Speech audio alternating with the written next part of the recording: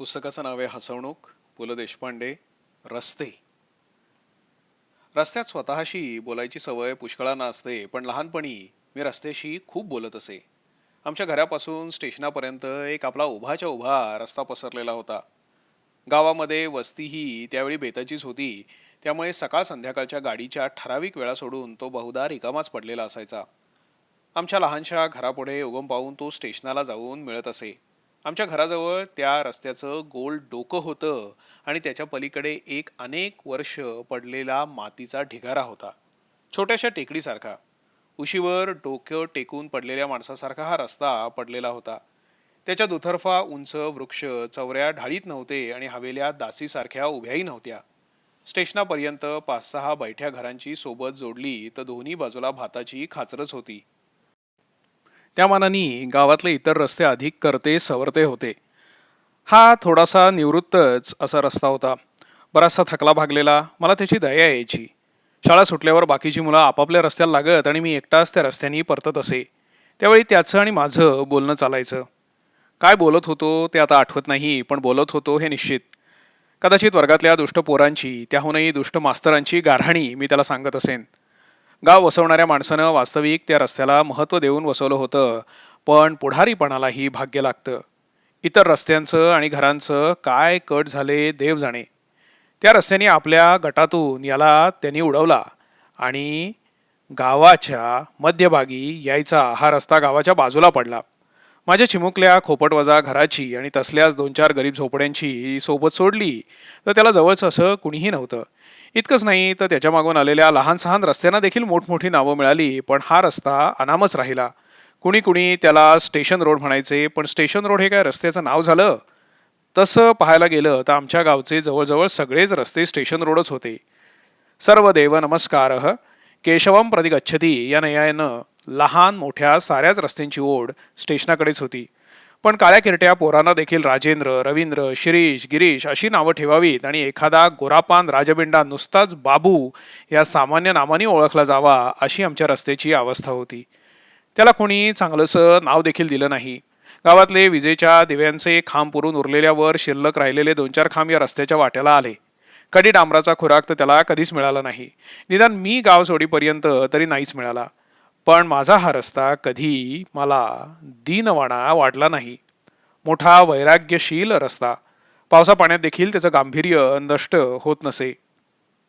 उन्हाळ्यात तर तो कधी कधी तहानलेला वाटला नाही आणि थंडीमध्येही कधी आखडलेला दिसला नाही. हरेश्वराच्या गुहेत एक साधू बसत असे. आमचा रस्ता मला त्या साधूसारखा वाटायचा. गुहेतले बाकीचे साधू लघळपणा करायचे, चिडायचे, ओरडायचे, पण हा साधू भलता शांत होता. आम्ही मुलं बाकीच्या साधूंकडे खूप माकड चेष्टा करीत असू, पण या साधूला मनोभावानी दंडवत घालत होतो. आम्ही ते गाव सोडून जाताना मी माझ्या त्या रस्त्याला हळूच दंडवत घालून आलो होतो. इतक्या वर्षांनी ही गोष्ट जाहीर करताना देखील मला उगीचच लाजल्यासारखं होतं. काहीही असो, माझा तो गंभीर, वैराग्यशील, अनामिक रस्ता माझ्या मनात पक्का जाऊन बसला हेच खरं. त्यानंतर आयुष्यात खूप वाटा तुडवल्या. अनेक रस्ते ओळखीचे झाले, पण कुणाशी उभं राहून बोलावंसं मला कधीच वाटलं नाही. काही रस्ते चावट असतात, वळतात काय, पळतात काय. माझा हा रस्ता अगदी सरळ होता, पण केवळ सरळ होता म्हणून मला आवडत होता असंही नाही. सगळीच सरळ माणसं आपल्याला आवडतात तरी कुठे. आमचे गोळे मास्तर देखील फार सरळ होते. वर्गातल्या मुलींना देखील छड्या मारायचे, अंगठे धरायला लावायचे. प्रत्यक्ष हेडमास्तरांनाही त्यांनी परवानगी विचारून आत यायला लावलं होतं. उंच सरळ नाकाचे, घाऱ्या डोळ्यांचे आणि नाकापासून सुरुवात होऊनच पांढऱ्या स्वच्छ रुमालात जाऊन लपणारे, उभे गंध लावणारे गोळे मास्तर अगदी सरळ उभेच्या उभे लांब डगला घालून 5 ते 10 मिनिटं उभे राहून शिकवीत. हजेरीपटात न पाहता अभ्यंकर, आगाशे, बागवे, भागवत, चितळे, देशपांडे करीत करीत हजेरी घेणारे हे आमचे गोळे मास्तर. त्यांना आम्ही घोडा म्हणत होतो. घोडा बसला की मरतो असं म्हणतात. आम्हाला वाटे गोळे मास्तर बसले तर मरतील. मधल्या सुट्टीत टीचर्स रूममध्ये देखील ते तासभर खिडकी बाहेर पाहत उभे असत. माझ्या रस्त्याचा सरळपणा तसला नव्हता. त्याच्या पोटी न दिसणारी माया होती आणि म्हणून मला वाटे की त्याच्याशी आपण चांगले वागलो तर तो आपल्याला आशीर्वाद देईल. म्हणून त्या रस्त्याच्या कडेला बसून मी कधीही लघवी केली नाही. त्याच्या उलट शाळेजवळच्या गल्लीमध्ये पोहोचलो की पोरांचे घोळकेच्या घोळके चिंचवडकरांच्या बंगल्या पुढल्या भिंतीसमोर उभे राहत. चिंचवडकरांनी 100 वेळा हेडमास्तरांकडे तक्रार केली होती, पण त्या गल्लीचंच वळण असं होतं की तिथे पोहोचल्यावर पोरांची तोंड दगडी कुंपणाकडे वळत. माणसांसारखं मला वाटतं रस्त्यांनाही स्वभाव असतात की काय. मला वाटतं नशीबही असतात. काही रस्ते महाशिष्ट असतात, विशेषतः नव्या कॉलन्या झाल्या हल्लीसारख्या की त्यांच्या आसपासचे. काही सनातनी बुद्रुक असतात. आमच्या गावातला नेने आळीतला रस्ता तसा आहे. त्याला इंग्रजी एस सारखी 2 वळणं आहेत. नेने रोडच म्हणतात त्याला. अण्णा नेने हे आमच्या गावातले सावकार आणि हिंदू महासभेचे अध्यक्ष. त्यांच्या घरी एकदा टिळक जेवायला आले होते म्हणे. नेने रोडच्या एसच्या पहिल्या वळणावरच त्यांचा बंगला आणि वाडी आहे. वाडीमधल्या प्रचंड विहिरीत आम्ही लहानपणी पोहायला सुद्धा जायचो. त्यांच्या घरातल्या पोरांच्या कमरेत सोन्याच्या करगोटा असायचा. थोरले नेने विहिरीच्या काठावर बसून आम्हाला सूर मारायला नाहीतर मुटका मारून चारही बाजूला पाणी उडवायला शिकवायचे. त्यांच्या विहिरीत फक्त ब्राह्मणांच्या मुलांना पोहायची परवानगी होती. पुढे पुढे शेणव्या परभांच्या मुलांनाही प्रवेश मिळाला. त्यावेळी अण्णा नेने पार थकलेले होते आणि वामनराव नेने इंटर झालेले होते. त्यांच्या घरातल्या लहान मुलांना देखील आम्हाला अहो म्हणावे लागे. ती मुलं मात्र आम्हाला पुरुषा हऱ्या अशा हाका मारायची. केवळ त्यांच्या घरात टिळक येऊन गेलेले असल्यामुळे आम्ही हे सगळे अपमान गिळत होतो. शिवाय एवढी मोठी दुसरी विहीरही आमच्या गावात नव्हती. पण नेन्यांच्या कुटुंबातला हा सगळा शिष्टपणा त्या 2 ठिकाणी वाकलेल्या नेने रोडनेच घातला होता. दुसऱ्या वाकणावर औदुंबर होता. त्याला सदैव कोणी ना कोणीतरी प्रदक्षिणा घालत असे. तिथून रात्री जायची सोय नव्हती, कारण नेने कुटुंबात कोणीतरी मुंजा वारला होता आणि तो तिथे फेऱ्या घालीत असे. अमावस्येच्या रात्री तो नेन्यांच्या विहिरीत मुटका मारून चारीकडे पाणी उडवून जात असे असं म्हणतात. अमावस्येच्या आसपास पोहायला जाताना आमच्या पोटात गोळा असे. नेने रोड मला अगदी अण्णा नेन्यांसारखा वाटे. घाऱ्या डोळ्यांचा, तांबूस मिशांचा, दोंद सुटलेला, दातांची वरची पलटण एका बाजूनी उद्ध्वस्त झालेला, टकल्या, चांदीचे 10-12 केस शेंडी या नावाखाली उडवणारा आणि सगळ्यात म्हणजे बोबडा. आमचा रस्ता बोलताना कसा स्वच्छ बोले, पण खालच्या आवाजात जराशा लहान आवाजात. पण नेने रोड निश्चित बोबडा होता. अण्णा नेने निखालच बोबडे होते. वास्तविक गावातले म्हातारे त्यांना बोबद्या नेनेच म्हणत. ते ट ठ ड ढ न या 12 आकड्याऐवजी क ख ग घ य वापरीत आणि र चा ज. आमच्या घरी टिळक आले होते असं म्हणायच्याऐवजी आमच्या घज्जी किलक आले होते म्हणत. बघतोश काय, घाबततोश काय, शुज्य माझ्य, शुज्य माझ्य, भिज्जा कुच्च्या वगैरे त्यांची वाक्य सुरू झाली की पोहणारी कार्टी हळूच पाण्यात बुडी मारून पोटातल्या पोटात हसून घेत. होळीच्या रात्री अण्णा नेन्यांच्या दारात जाऊन चावट पोरं बोबड्या शब्दात शिवीगाळ करीत आणि मग वरून अण्णाही उसळत आणि हात जांगी चंचो असं म्हणून काहीतरी ओरडत, नाहीतर कुच्च्या शोगीन कुच्च्या शोगीन म्हणून धमकी देत. खुशीत असले तर आपणही होळींच्या या टोळीमध्ये येत. मग खानावळवाले नामजोशी आणि अण्णा नेने यांचे सवाल जवाब होत. नेने रोडला हे सगळे पाठ येत होते. मला लहानपणी हा रस्ता अजिबात आवडत नसे, पण आता त्या रोडची दया येते. श्रावण्यांचे गोमूत्र पिणारा तो रस्ता जुन्या भिक्षुकासारखा आता मला वाटतो. लहानपणी मला भिक्षुकांचा भारी राग येई. एकतर घरात काही ना काहीतरी व्रतवैकल्यांचं पिल्लू सोडून आम्हाला कुठे ओल्या लंगोट्या नेसायला लाव, नैवेद्य देऊन देवळात पाठव असल्या लफड्यामध्ये टाकायचे. पण आता ते आठवतात आणि त्यावेळी उगीच आपण त्यांच्यावर रागावत होतो असं वाटतं. नेने रोडचं काहीसं असंच आहे. अण्णा नेने गेले आणि इंटर झालेल्या वामनरावांनी गावातल्या दुसऱ्या एका रस्त्याशी सलगी केली आणि पार उद्ध्वस्त झाले. त्या रस्त्याचं मात्र मला भारी भय वाटे, पण कुतूहलही असे. वास्तविक रस्ता म्हणायच्या लायकीचाही तो रस्ता नव्हता. एक वेडावाकडा असा बोळच होता. तिथल्या माड्या गजबजलेल्या होत्या. माझ्या वर्गातला गजू कारंजकर तिथे राहत असे. गजू आणि माझ्या मागून पुढून आलेल्या बऱ्याच मुलांच्या वर्गांमध्ये होता. आमच्या वर्गात केसांना वासाचं तेल लावून भांग पाडणारा हा एकमेव मुलगा. एकदा त्याच्या खिशात विड्या वगैरे सापडल्या आणि मास्तरांनी त्याला चांगला पिटला होता. तो त्या बोळामध्ये राहायचा. देवळाजवळच्या मुख्य रस्त्याला डावी घालून हा बोळ लपत छपत गेल्यासारखा होता. नवरात्राच्या उत्सवात देवळातलं कीर्तन आटोपून परत जाताना या बोळातून कानांवर गाणी येत असायची. मग आमची आजी आमच्या बोटांना घट्ट धरून फरफटत ओढीत गेल्यासारखी त्या बोळातून आम्हाला बाहेर काढून पलीकडच्या रस्त्याला लागत असे. इंग्रजी चौथी पाचवी ओलांडण्यापूर्वीच वर्गातल्या धोतर नेसणाऱ्या प्रौढ विद्यार्थ्यांनी त्या बोळाचं रहस्य आम्हाला सांगितलं होतं. गजू कारंजकर देखील शाळा सोडून निघून गेला होता. खरं म्हणजे तो पळून गेला होता, पण लगेच परत आला. मात्र त्यानंतर तो रस्त्यात भेटला तर आमच्याशी बोलत नसे आणि मास्तरांच्या पुढे देखील विडी ओढत जाई. मला तो बोळ देखील गजू कारंजकर सारखा वाटे. चोरटेपणा आणि बेफिकिरी यांचं काहीतरी विचित्र मिश्रण त्या होतं बोळात. मात्र आमच्या गावातला गाणे जागणारा तो एवढा एकच बोळ. माझ्या रस्त्याला संस्कृत सुभाषितं येत असावीत असं मला आता वाटतं. ने ने रोड काय, हा बोळ काय, विचित्र असले तरी नावडते नव्हते. पण मला अगदी न आवडणारा रस्ता आमच्या गावात, ज्याला गोदाम रस्ता म्हणायचे, तो. आमच्या गावात हळदीचा आणि तंबाखूचा मोठा व्यापार होता. स्टेशनालगतच हा गोदाम रस्ता होता. दोन्ही बाजूला वखारी आणि मध्ये आडवा पडलेला हा गोदाम रस्ता. गोंडपाट नेसलेला भिकारी पाहिला की मला अजूनही हा रस्ता आठवतो. कमालीचा कोरडा. हळद, तंबाखू, मिरची यांचा असा काही चमत्कारिक वास यायचा की या रस्त्याच्या वाटेला जाऊ नये असं वाटायचं. रात्रीच्या वेळी बहुधा हा रस्ता स्वतःची पाठ करा करा खाजवीत असावा. या रस्त्यात हंगामात गुळाच्या ढेपा पडत. त्यावेळी तर त्याच्याकडे बघवत नसे. ह्या रस्त्यावरची माणसं देखील कशी अगदी रुक्ष, कडकडीत, मोठ्या मोठ्याने बोलत. फरलांगभर पसरलेल्या त्या रस्त्यात मूठभर हिरवं गवत देखील उगवलेलं नसे. म्युन्सिपाल्टीनं दोतर्फा झाडं वगैरे लावण्याचा कोणी एकेकाळी प्रयत्न केलेला होता आणि त्याची साक्ष द्यायला लोखंडी कांबीची वेडी वाकडी होऊन पडलेली 2-3 गोल कुंपडं मात्र शिल्लक होती. माणसांप्रमाणेच रस्तेही सुखावतात, दुखावतात, रागावतात, रुसतात, भेडसावतात. अर्थात मी म्हणतोय ते रस्ते काही वर्षांपूर्वीचे. आता रस्ते रुंदावले, गुळगुळीत झाले. सकाळच्या वेळी अगदी पॅन्ट बुशकोट घालून भांग पाडून निघाल्यासारखे निघतात. माझ्या लहानपणी प्रत्येक रस्त्याचा पोशाख निराळा होता. माझा रस्ता गुडघाभर पंचावर घरी धुतलेली स्वच्छ गळ्यापर्यंतची गुंडी लावलेली पैरण घाली. नेने रोड धाबळी नेसायचा. मारुती देवळाजवळच्या बोळाची कांती मल्लखांबासारखी तुकतुकीत होती. तो रस्ता निळा जांघ्या घालून जोडीदारावर कुरघोडी केलेल्या सडपातळ पहिलवानाच्या पिळदार पण तकाकणाऱ्या टांग्यासारखा दिसायचा. आमच्या गावच्या मारुतीला शेलाराचा मारुती म्हणतात. हे शेलार कोण होते ते कोणास ठाऊक, कारण तिथूनच पुढे शेलाराची बखळ आहे. गावकीतल्या इतर गोष्टी गेल्या, त्याबरोबर त्या बखळीही गेल्या. काही दिवसांनी बोळ जातील, बोळकांड्या तर कधीच गेल्या. अडीअडचणीला त्या बोळकांड्या पोरासोरांना पाठीशी घालायच्या. समोरून येणाऱ्या मास्तरांना चुकवायला बऱ्याचदा उपयोगी पडायच्या.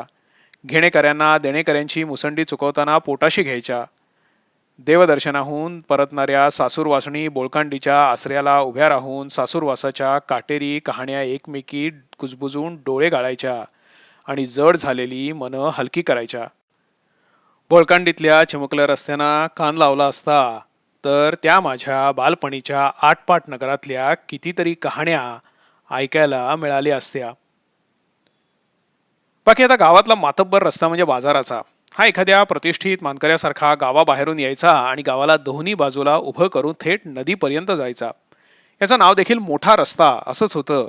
त्याचा महात्मा गांधी रोड परवा झाला. मोठा रस्ता म्हटलं की अजूनही माझ्या डोळ्यांपुढे येतो केरो बाळाजी सराफ उभे राहतात.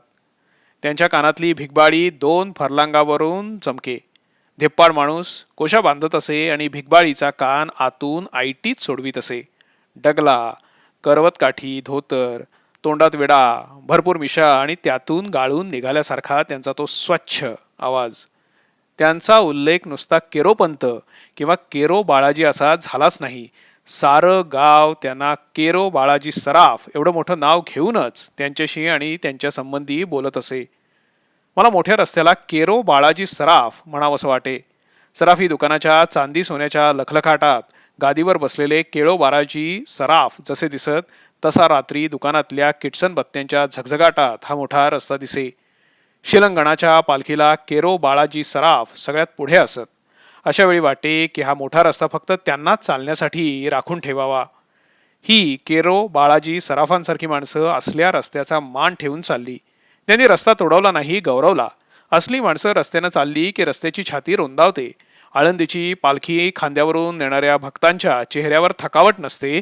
त्यांच्या कपाळीचे घर्मबिंदू मोत्यांसारखे चमकतात, चेहरे उजळतात. त्या ऐटीत असल्या माणसांना रस्ते अंगावरून वागवतात. माझ्या लहानपणी महाजन होते आणि बहुजनही. सर्वांचंच सामान्यीकरण झालेलं नव्हतं. केरो बाळाजी सराफांसारखे महाजन चालले की वाटा मोकळ्या व्हायच्या. त्यांच्या पाची बोटात अंगठ्या होत्या हे खरं, पण तो हात मोकळा होताना कर्णाच्या हातासारखा मोकळा होत असे. जनहितासाठी सुटलेले संकल्प तडीला जायला असल्या हातांचे तळवे लागतात. तेव्हा कुठे रस्ता त्यांच्या पायांच्या तळव्यांच्या खुणा बिरुदांसारख्या अंगावर मिरवतो. मोठ्या रस्त्यातून नदीच्या दिशेला केरो बाळाजी सराफ रस्त्याला स्वतःचे पाय न लावता निघून गेले तेव्हा तो रस्ता हुमसून हुमसून कदाचित रडला असेल. गावातल्या भाग्यवान रस्त्यांसारखे काही अभागी रस्तेही आहेत. घराघरांच्या रांगांमागले परसदारातून जाणारे रस्ते, त्यांना भंगी रस्ते म्हणतात. त्यांची मला दया येते. वर्षानुवर्ष ते त्याच गावात राहतात, पण आळीनं वालीत टाकल्यासारखे. नाही म्हणायला परसाबाहेरच्या सुकलेल्या चिंचांचे आकडे पाडताना त्या रस्त्यावर ते पडत, ते गोळा करताना कधी कधी बऱ्या घरच्या पोरांची पायधूळ तिथे झडली तर झडली. एरवी दिवाळीच्या पणत्या समोरच्या रस्त्याच्या गटारांच्या कडेला देखील लागायच्या, पण हे रस्ते सदैव अंधारात, कायमचे मुके. मला पुलावरून वळणारे रस्ते देखील फार आवडतात, पण छोट्या पुलावरून. प्रचंड पुलावरच्या रस्त्यांना नीट चालता बोलता येत नाही. किंबहुना ते खालच्या वाहत्या नदीच्या डोक्यावर टिचून गावात शिरणारे आगाऊ परदेशी वाटतात. रस्त्यांना वय असतात, उलट त्या पावसाळ्यांबरोबर तेही वयस्कर दिसतात. चेहऱ्यावर जुनाटपणा येतो, अनुभवीपणा दिसतो, हमखास इष्टस्थळी पोहोचणारा विश्वास आढळतो. आमच्या गावात पहिला नवा रस्ता झाला तेव्हा सुरुवातीची काही वर्ष तो नवख्यासारखा वागत होता. अंगावरची ताजी माती ताजी ताजी छान वाटायची. खडी देखील घासली नव्हती. देवळातल्या गुरवानं नवा मृदंग आणला होता तेव्हा देखील अजून तो भजनात रुळला नाही असं मला वाटे. खुंटीवर तांबड्या अलवणात बांधलेला जुना मृदुंग मऊ मऊ बोले. त्या मृदंगाला अजून चरबटपणा होता. नव्या रस्त्याला देखील तसाच चरबटपणा होता. नव्या कोऱ्या दगडी घरासारखा, पण त्या रस्त्यानं देखील पावसाळे पचवले. दोहीकडली झाडंही जाणती झाली आणि नवा रस्ता नावापुरता नवा राहिला. हल्ली त्याला आचार्य केळुस्कर मार्ग असं म्हणतात, पण ते केवळ दप्तरी दाखल आहे. रस्ता पायांखाली रोळल्याखेरीज त्याला व्यक्तित्व येत नाही. तशीच नावं देखील तोंडात रोळल्याखेरीज त्यांना व्यक्तिमत्व येत नाही. आमच्या गावची माणसं आता खूप खुळावली आहेत. दत्ताच्या देवळाजवळच्या उन्हाळ्यात देखील न आटणाऱ्या उमराखालच्या विहिरीला हल्ली मानवता विहीर असं नाव ठेवलं आहे. हरिजनांना ती विहीर मोकळी केली तेव्हा कुठल्या तरी पुढाऱ्यानं ते नाव ठेवलं. ती विहीर पार आटेपर्यंत त्या विहिरीला लोक उमराखालची विहीरच म्हणणार. मला रस्त्यासारखे चौकही आवडतात. विशेषतः 4 रस्ते एकत्र येतात आणि म्युन्सिपाल्टीच्या कंदिलाखाली रात्रीच्या निवांत वेळी बोलत असतात तेव्हा त्यांचं संभाषण चोरून ऐकलं पाहिजे. छपरावरून उतरणाऱ्या बोक्याच्या पावलांनी चालता आलं पाहिजे, म्हणजे रस्त्याच्या नकळत देखील आपल्याला ते काय बोलतात ते ऐकू येईल. कधी कधी हे रस्ते फार थकल्यासारखे पडलेले असतात. विशेषतः दिवसभर गणपती मिरवीत गेले की रस्ता पहावा. कणत पडल्यासारखा वाटतो आणि काठची झाडं आपली त्याला उगी उगी करीत आहेत असं वाटतं. एखादा नवा कोरा रस्ता जुन्या जाणत्या रस्त्याला मिळतो त्यावेळी त्याच्या तोऱ्याचं हसू येतं. कॉलेजात नवा लेक्चरर ज्या आयटीने एखाद्या वृद्ध प्रोफेसरांकडून उगीच छाती काढून पुढे जातो, तसा हा रस्ता जुन्या रस्त्याच्या अंगावरून जातो. या जुन्या रस्त्यांची एक मौज मात्र आहे, त्यांना नव्या कोऱ्या घरांची सोबत मानवत नाही. एकदम झिजायला काय लागतात, खंगायला काय लागतात आणि मग एखाद दिवशी मरगळून पडतात. पावसाचं पाणी अंगावरून नदीपर्यंत वाहून नेण्याची ताकद संपते. अशा वेळी माणसांच्या पावलांच्या आधारानं रस्ता उठून बसायला लागतो आणि कृतज्ञ माणसं म्हणतात, छे, चिखलात पाय रुतायला लागला बुवा, हा रस्ता खणून काढा. रस्ते झिजून मरतात, झुरून मरतात, अतिवृष्टीत बुडून मरतात. गावातली एक पिढी जाऊन दुसरी येते तशी रस्त्यांची येते. नव्या माणसांचे आणि जुन्या माणसांचे जसं जमत नाही तसं या नव्या माणसांचं आणि जुन्या रस्त्यांचंही जमावं तसं जमत नाही. नव्या वाहनांचं तर मुळीच नाही. बैलाचं शेण चटकन धुळीखाली दडवणाऱ्या रस्त्याला ट्रकचा बोजा उचलवत नाही. अंगावर जखमा होतात. चाकांचं नागमोडी वळ 3-3 दिवस जात नाहीत. असल्या चाकांखाली कितीतरी जुने रस्ते आले आणि मेले. ही राक्षसी धुळं उचलायचं यांत्रिक बळ त्यांच्यामध्ये नव्हतं. त्यांची घडण माणसांच्या हातातून झालेली होती. माणसांचे भार त्यांनी आनंदाने वाहिले. या वाहनांचे त्यांना काही जमेनात.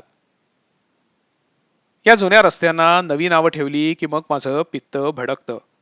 म्हणजे मला कळत नाही की अरे हे कशाला. आपल्या नावांसकट त्यांना मरू द्या, त्यांना पुरा आणि मग नवा रस्ता बांधून मग नवं नाव द्या. आपण आयुष्यभर ज्यांना गणूकाका किंवा तात्या किंवा बन्या बापू म्हणत आलो, त्या म्हाताऱ्यांना उगीच अशोक कुमार, अरविंद किंवा शिरीषचंद्र वगैरे अशा नावांनी हाक मारायला सुरुवात करण्यापैकी हे आहे. सोनाराच्या बोळाला ज्या दिवशी चित्तरंजन रोड हे नाव ठेवलं त्या दिवशी तो नक्की लाजला असेल. हे म्हणजे आमच्या बापू सोनाराला नेकटाय लावून फुंकणी धरून तिथे कामाला बसवण्यापूर्वी पैकी होतं. त्या मानाने पायवाटा मात्र मोकळ्या. हा नावांचा ससेमिरा त्यांच्या मागे नाही. त्या सदैव चिरयौवना, सरळ चालायच्या नाहीत. मंगळागौरीच्या पत्री गोळा करणाऱ्या पोरींसारख्या सुळसुळ करीत परकर खोचून पळताहेत. टेकडीवरच्या देवीला अशीच एक जराशी सुदृढ पायवाट वळणं घेत घेत जात असे. संध्याकाळी वरच्या देवीचं दर्शन घेऊन शाळकरी पोरं तिथून टणाटण उड्या मारीत पायथ्याशी पळा पुढे कोण पळेतो वगैरे करत करत सुटायची. आता त्या पायवाटेला देखील खडी घालून तिच्यावरून रूळ फिरवून बंदिस्त केली. तिचं पळणं थांबलं. जत्रेत देवीच्या देवळातल्या दगडी मंडपापर्यंत आता म्हणे मोटार जाते आणि पायथ्याशी एका फटकुळावर बोर्डही आला आहे, भवानी पथ. आणि आता माझा तो एकाकी वैराग्यशील रस्ताही आता राहिलेला नाही. दुतर्फा घरं आली, चाळी आल्या, दवाखाने, सलून्स, लॉन्ड्र्या, जगातली सारी बकाल सोबत आली. फारा वर्षांनी मी गावी गेलो. माझं गाव मला ओळखताच आलं नाही. गावकऱ्यांच्या अंगावरच्या कपड्यांसारखे गावचे रस्तेही बदलले. माझा रस्ता मला काही दिसेना. माझ्या रस्त्याला मी ओळखलं नाही की त्यांनी मला ओळखलं नाही, कोण जाणे. त्याच्या उशाची टेकडी कापली होती. तो रस्ता खूप म्हातारा होऊन वारला असावा. आता त्याची जागा एका डांबरट रस्त्यानं घेतली होती आणि तो आपल्या नावाची पाटी लावून पडला होता. मी ती पाटी वाचायला गेलो नाही. बोबद्या नेण्याच्या वाडीतून पिठाची गिरणी हुकहुक हुकहुक हुकहुक करून मला वेडावीत होती तिकडून.